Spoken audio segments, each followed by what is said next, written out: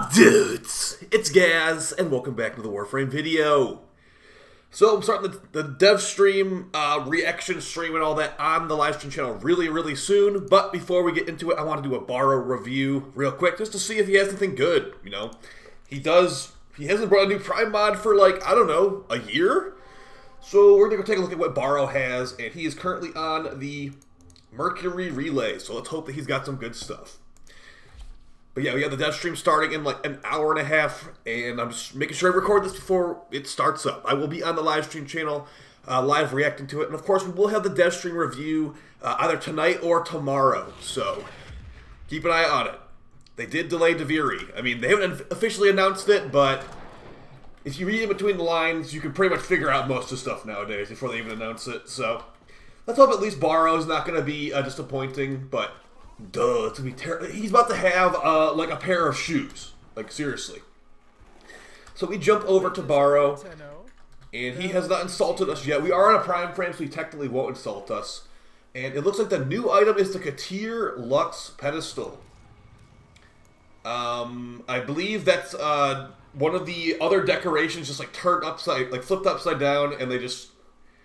It looks like two pre-existing decorations basically just put together, is what it looks like, so... Big waste of ducats, big waste of time, big waste of everything, but at least it only costs 5 capacity in your ship. Yeah, we already have Pedestal Prime, we already have Pedestal Umbra, so this is just a big waste and kind of goofy, honestly.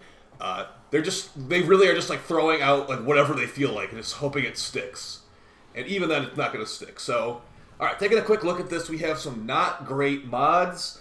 But we'll quickly review everything just in case you are interested in picking this stuff. You maybe have some extra ducats. Okay, so let's start off with the mods. So we've got Collision Force, Buzzkill, and Maim. These are all farmable in-game. I believe Buzzkill and Maim drop from Eidolon fights, and as does... I think Collision Force either drops from Eidolon fights or some other really easy spot. So, do not pick these up at all. Like, they are not worth selling, they are not worth... like, really having multiples of it all. They're cheap, and if you do Eidolon fights, you're eventually going to get them to drop. So don't go for these. Prime Pistol Gambit, on the other hand, this is a must-have mod. This is one of the best crit chance mods in the game. It's a prime crit chance mod for pistols, obviously. So use this on Mesa, use this on, like, you know, kit guns, use this on any crit pistol, honestly. Some people will sometimes use the corrupted version, but remember the corrupted version only gives you a little bit more crit chance and gives you minus crit, or rather gives you minus fire rate. And fire rate is a very important DPS stat for pistols. So, yeah, definitely get this. You maybe don't level up immediately because it does give you a lot more crit chance, but it's a lot of endo at the same time too. But, you know, this will get you over 100% crit chance on some weapons, and will get you like right at 100% crit chance for a lot of weapons too. So very nice, a must-have mod.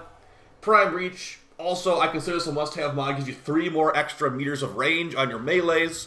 Melees aren't as meta as they used to be, and this mod, you know, it technically doesn't give you more damage per hit, but it will let you hit more enemies, which, you know, kill enemies faster, technically. So, it is a good thing.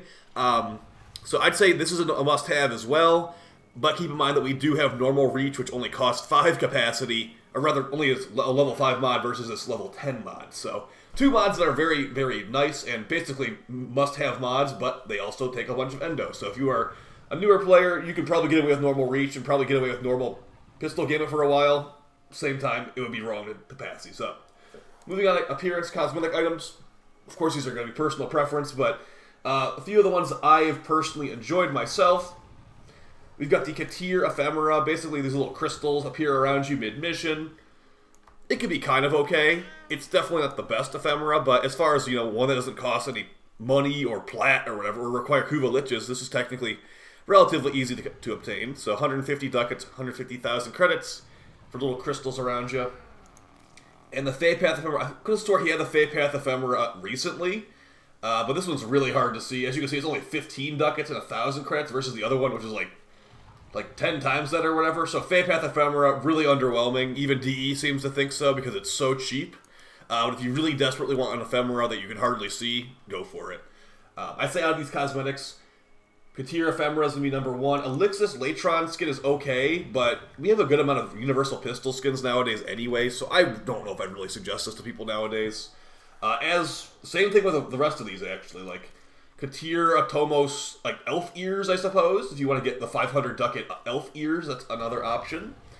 And for mastery fodder weapons, we've got the Ignis Wraith, which is a really good one. But here's the thing. I don't even know why Baro still has this, because every clan dojo has this nowadays. I guess this is for people that don't have clans. By the way, if you have enough ducats to buy this, but you don't have a clan, I'd say definitely make sure you get a clan, because it's very important to have a clan. You get lots of clan research. You get there's clan frames, there's clan weapons. Instead of buying this Ignis Wraith, go join a clan right now, and you will get the Ignis Wraith from that clan potentially for like a fraction of this cost. Mostly just credits. 550 ducats for this is highway robbery now. They should honestly just remove this from Baro, or massively reduce the cost. I think, yeah, massively reducing the cost would probably be the right way to do this if you're going to leave it at Baro. That's pretty hilarious that he still has this here. But yeah, it's a crit flamethrower, very good stats. Definitely make sure you have it if you don't have it already. But make sure you get that from a clan dojo. See, blueprints. Ignis Wraith can be researched in the Chem Lab dojo. Baro should not have this. Remove this from Baro, please. The other mastery fodder weapon is... this isn't mastery fodder. The mastery fodder weapon, Prisma Twin Gremlins. They're probably a little bit above mastery fodder, but still nowadays, if it's not meta AoE blow stuff up, I'm not using it. So this is not meta blow stuff up. This is just pretty much nail guns. If you like nail guns, they have decent stats, these Prisma Twin Gremlins. Mostly puncture focused, as they are nail guns. Really low impact, decently high slash. So you can get some good hybrid builds here, but at the same time, they're not really anything phenomenal. Just pretty much nail guns with good stats. So I'd call this mastery, and I'd call the Ignis Wraith not mastery.